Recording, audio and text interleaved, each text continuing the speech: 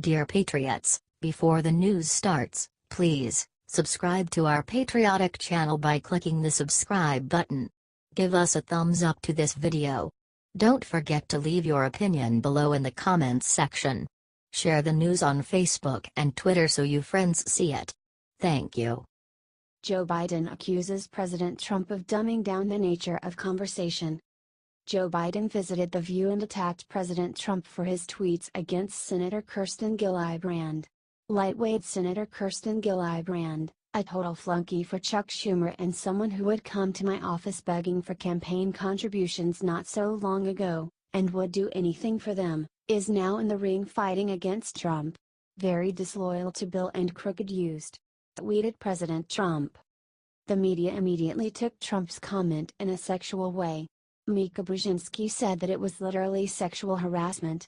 Joe Biden said that these tweets dumb down the nature of conversation. Wow.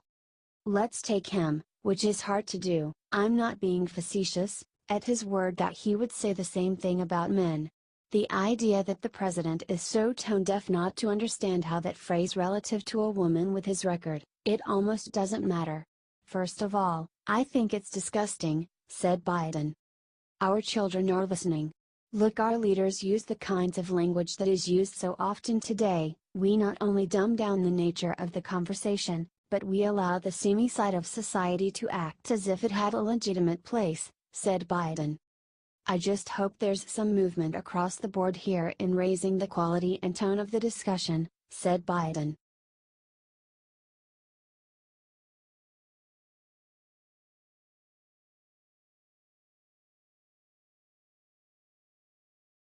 Accused rapist Bill Clinton just congratulated Doug Jones, people ripped him apart. The Democratic Party built a successful smear campaign out of attacking Republican Senate candidate Roy Moore in his area of greatest advantage over them, his morality. They were unfortunately able to neutralize Moore from focusing the election on his values by letting fly absurd stories about him feeling up young girls. After Democratic candidate Doug Jones won the election, he was congratulated by members of the party elite. In an obvious example of just how hypocritical the Democrats are, Jones received warm praise from accused rapist Bill Clinton right after destroying Moore's reputation by calling him a sex predator. Shameless ex-President Clinton, who had sexual relations with a college intern inside the White House's Oval Office, tweeted to Jones, "Congratulations, Doug Jones. You were a great U.S. attorney, and you ran a terrific campaign. You deserve this win. It's a win for the people of Alabama." Bill's wife Hillary Clinton, who helped Bill gain and keep his power by shaming and slandering the many women who accused Bill of sexual misconduct, also tweeted, "Tonight, Alabama voters elected a senator who will make them proud. And if Democrats can win in Alabama, we can, and must, compete everywhere. Onward." These two tweets drew laughs from Americans sane enough to see this extreme hypocrisy for what it is. Posted one Twitter user in response, "This is beyond parody. Alleged rapist number 1 congratulates avowed liberal for victory over alleged rapist number 2. Decent folks suddenly forget they were decent now that they got their win and do not care about alleged rapist number 1's accusations anymore. We see it's all political."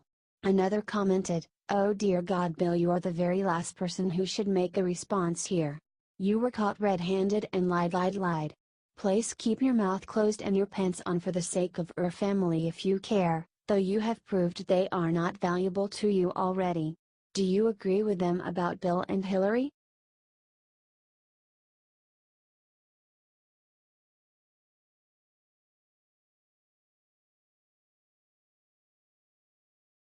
Charles Barkley eviscerates CNN for giving LeVar Ball airtime. "You have no talent." LeVar Ball first made headlines after President Trump rescued his son from being sent to Chinese prison for 10 years. Ball refused to thank the president and instead insulted him. CNN loved this and invited him on air to publicly insult the president. NBA's Charles Barkley attacked LeVar Ball and CNN for giving him a platform. "I just feel sadness at the media. CNN, ESPN, has given this guy a platform. He represents everything that is bad about sports. It's all about him. I just feel bad for those kids," said Barkley. Everybody talking about how he might be a good father, this and that. No, he's not. He's just exploiting his kids. He's all about big baller brand. He has no foreseeable talent. He's trying to make money on his kids, and I just feel sadness for those kids because they're going to do whatever he tells them to do, said Barkey. I just don't like the guy at all, plain and simple. And don't tell me he's a good father. Just because you exploit your kids, trying to make money because you have no talent, that does not make you a good father. That makes you exploiting your kids, said Barkley. And I don't like the guy at all. And I wish they would quit putting him on television, because he has no talent whatsoever, said Barkley. Do you think he's right?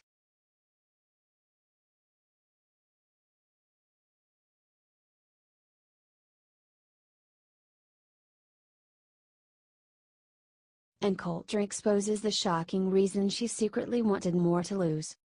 Roy Moore suffered a tragic lose at the hands of Doug Jones. However, conservative firebrand Ann Coulter revealed that this is what she wanted to happen the whole time. Coulter is a huge fan of President Trump, so this is shocking news to some. Coulter explains why. Trump should have endorsed Brooks in the primary, but he endorsed Senator Majority Leader Mitch McConnell's pro-amnesty candidate, Luther Strange, on the advice of his son-in-law. Because who knows Alabama politics better than Jared Kushner? I guess we can scratch the expression, as goes Kushner, so goes Alabama, writes Coulter. The good news is, even with the media carrying on 24/7 about Moore being a child molester and pedophile, the election was still a nail-biter. I salute the good people of Alabama and admire their contempt for the media, writes Coulter. But, otherwise, Moore's loss is good news for patriotic Americans. First of all, the media would have set up tents outside Moore's Senate office around the clock, capturing his every utterance, so they could broadcast anything stupid he said and demand that all Republicans defend it or disavow it, she writes. Most important, now Mo Brooks can run in 2020 and return the seat to a respectable Alabamian who is rock solid on the most important issue. Everyone who screwed the pooch on this one better realize fast, all that matters is immigration. It's all that matters to the country, and it's all that matters for winning elections, she writes. Do you think Ann Coulter is right?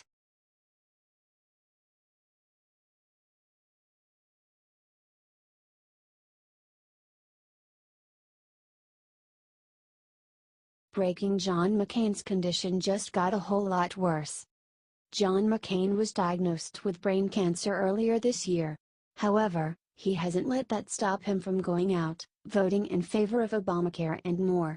However, all of a sudden, McCain has been hospitalized. His office released a statement. Senator McCain is currently receiving treatment at Walter Reed Medical Center for normal side effects of his ongoing cancer therapy. As ever, he remains grateful to his physicians for their excellent care, and his friends and supporters for their encouragement and good wishes. Senator McCain looks forward to returning to work as soon as possible, said the statement. McCain's daughter, Meghan, got emotional over her father's condition on a recent segment on The View. This is the hard part. Bear with me, okay? Couldn't get through your book, I tried. Your son, Beau, had the same cancer that my father was diagnosed with 6 months ago. I'm sorry, said Meghan McCain to Joe Biden. I think about Beau almost every day, and I was told, tearing up, I'm sorry, that this doesn't get easier, but that you cultivate the tools to work with this and live with this. I know you and your family have been through tragedy that I couldn't conceive of. What would you tell people? It's not about me, it's about everyone, said Meghan McCain. No, no, no, no, no. It is about everyone. One of the things that gave Beau courage, my word, was John. Your dad, you may remember, when you were a little kid, took care of my Beau. Your dad became friends with my Beau. And Beau talked about your dad's courage, not about his illness, but about his courage, responded Joe Biden.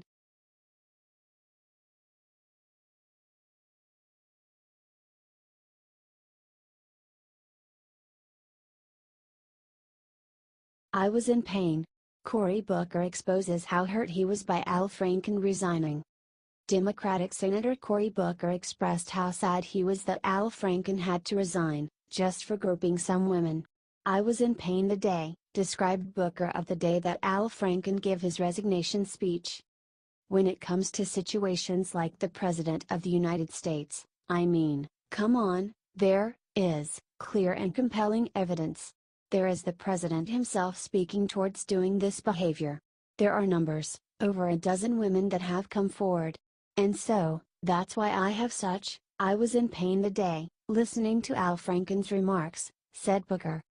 Because he was right when he talked about the irony of what he is, doing the right thing, and stepping down from his position voluntarily, and you have a President of the United States sitting there where there is a message being sent to Americans, to young men, to young women, that the highest office in the land, a guy sitting there, can get away with doing this behavior. And I find that utterly unacceptable," said Booker. In another interview, Booker called Senator Gillibrand a hero for calling President Trump sexist. "When he attacks people like Kirsten Gillibrand, to me, I think it's vile and despicable, but Kirsten is a person who defends and speaks and stands up heroically for others that are being demeaned and degraded. He's blowing hot air on somebody that's gonna thrive, no matter what he throws at her, because she's doing righteous work," said Booker.